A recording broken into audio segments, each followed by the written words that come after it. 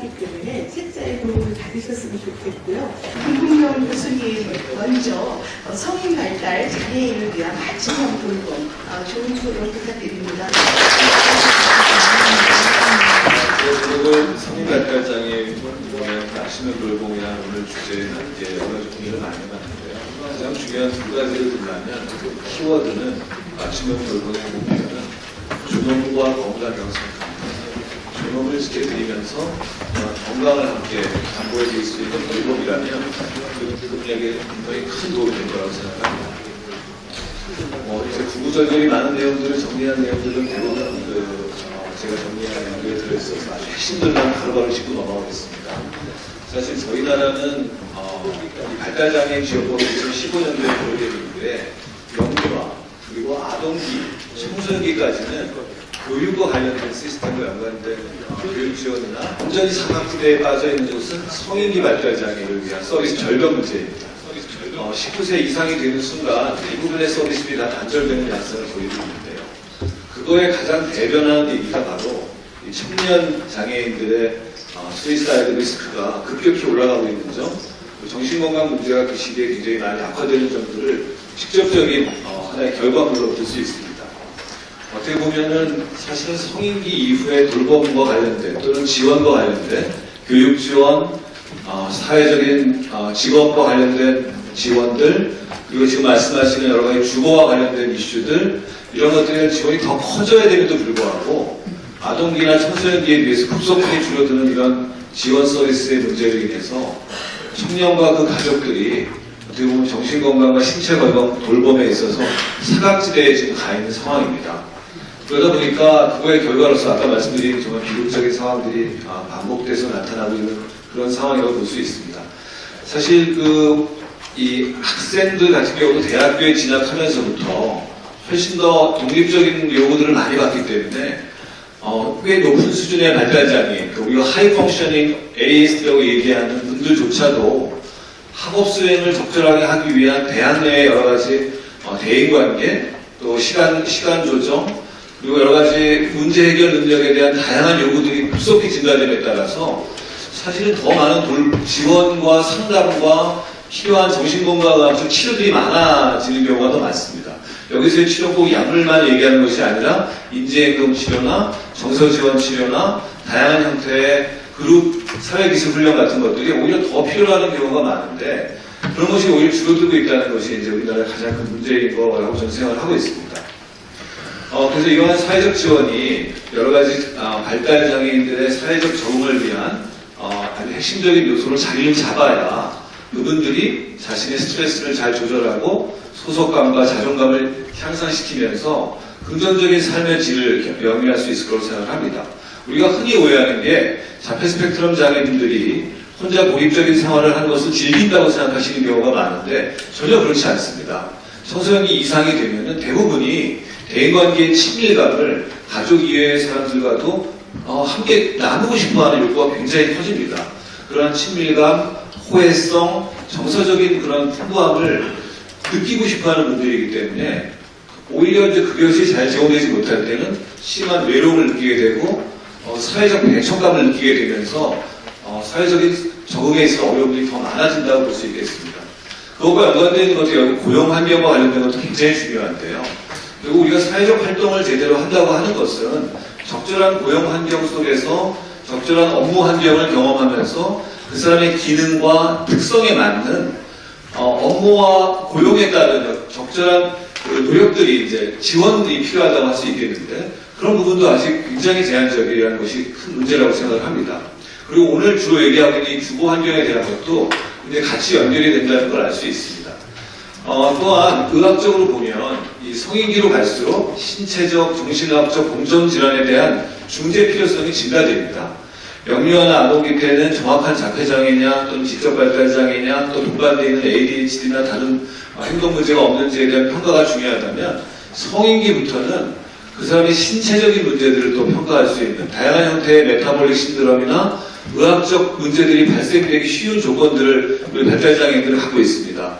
식이 조절이 좀 어렵고 활동량이 적으시고 사회적 활동량의 감소에 따른 그런 당뇨나 고혈압이나 비만이나 이런 문제가 굉장히 많아지기 때문에 그런 문제를 적절하게 도와드릴 수 있는 의학적인 접근도 점점 더 많아지는 데 비해서 서비스는 줄어드는 이런 실태라는 것은 대단히 안타까운 일이라고 할 수 있겠고요. 그걸 도와줄 수 있는 가족의 역할도 성인기가 되면서 점점 축소가 될 수밖에 없습니다. 영유아 때는 부모님이 모든 걸 책임지고 또 영유아 발달장애 아이들이 부모에게 의존하지만 나이가 들수록 독립적인 생활을 갈구하는 성인 발달장애 분들을 도울 수 있는 가족의 역할은 점점 줄어드는 상황이기 때문에 가족분들을 오로지 돌봄의 주체로서만 내세운다는 건 정말 그건 말도 안 되는 일이고요. 사회적인 또 지원을 제대로 할 수 있는 서비스 체계를 만드는 것이 무엇보다 중요하다고 생각합니다. 이제 거의 마지막인데요. 제가 얼마 전에 뉴저지에 오신 러버스 대학에서 오신 세 분의 BCBA 전문가들과 함께 국제 심포지움을 개최하면서 많은 도움을 받았습니다. 특히 그분들이 성인기 발달장애 지원센터에서 오신 분들이었어요. 그래서 제가 이제 그분들을 만나면서 오늘 이 세미나를 염두에 두고 뉴저지 지역의 성인 발달장애 주거 및 돌봄의 예를 좀 달라고 요청을 드렸더니 몇 가지 저희들 자료를 보내주셨는데 이든 어티즘 서비스라고 하는 걸 저한테 보내주셨어요. 물론 미국은 굉장히 다양합니다. 공공시설로 지원되는 것도 있고 또 체리티 펀드에서 복지재단 같은 걸 만들어서 지원하는 비영리 단체들도 많고 또 기업에서 후원하는 자폐 이런 서비스들도 굉장히 다양하게 많아서 어떤 특정 하나의 유형을 가져오지 못했지만 뉴저지에서 진행되고 있는 레지던셜 서비스의 유형을 하나 보여드리려고 합니다. 가장 중요한 것이 Individual Start Transition Planning이라고 해서 그 사람이 어떤 종류의 서비스를 받아야 되는지에 대한 복합적이고도 제대로 된 평가가 중요합니다. 여기 보시면 그분이 특정 레지던셜, 특정 거주지로 들어가기 위해서는 필수 항목 중에 장애에 대한 의료 기록 문서, 메디컬 트리트먼트 그런 리포트하고요. 가장 최근에 받은, 최소한 1년 이전에 받은 IQ 점수를 포함한 심리검사 평가서, 그리고 혹시라도 경련장애나 다른 뇌손상 같은 문제들이 동반되어 있지 않는지를 평가하는 신경학적 평가서, 그리고 가장 최근에 그분이 어떤 팀 액티비티를 하셨는지, 또 다양한 소셜 어빌리티가 어떤지를 나타내는 성적표, 그리고 정신과적인 평가서, 아까 얘기한 불안 문제라든지 공황 문제라든지 또는 우울, 불안과 관련된 다양한 문제들이 있으시지 않으신지 거기에 맞는 치료와 교육들을 위한 재반 시설이 또 서비스가 연결돼야 되는지를 알 수 있도록 해주는 그런 것들은 필수적인 항목입니다. 이런 것이 없이 그 사람이 기능적인 평가를 여기서 한다고 하셨는데 점수로 계산된 기능 평가만 가지고 어디에다가 배치한다?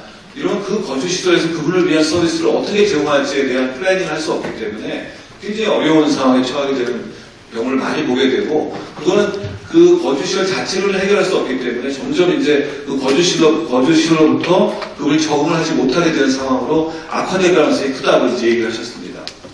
두 번째 스텝은 그분이 레지던트 서비스를 제대로 할 수 있는 거주시설의 유형을 맞춰드리는 겁니다. 아까도 거주시설 유형에 대해서 우리 오스트리아에서 오신 분도 말씀해 주셨고, 또 방금 우리 권익위원회 위원장님께서 말씀해 주셨습니다. 거주시설을 굉장히 다양화시키는 것이 정말 중요합니다. 그래서 인디비주얼 서포트 플랜을 바탕으로 한 적합한 거주시설을 만드는 것. 어떤 경우에는 데이 프로그램부터 시작해서, 그러니까 집에 돌아갈 수 있는 데일리 액티비티만을 중심으로 한 데이 프로그램 찬석부터 시작해서 나중에 하루 종일 그 거주시설에 머무는 풀 레지던셜 서비스까지의 스펙트럼을 상정하고 거기에 맞게끔 단계적으로 진행할 수 있는 준비 작업을 도와드리는 것도 굉장히 중요한 프로그램 중에 하나다라는 것을 강조를 하셨습니다. 그래서 이 과정에서 일상생활의 기술이 어떠신지, 의학적 요구는 어떤지, 행동 조절을 위한 프로그램의 서비스 필요성은 어떤지를 탐색하는 것입니다. 그래서 거기에 맞는 최종적인 거주시설을 안내해 드리는 겁니다.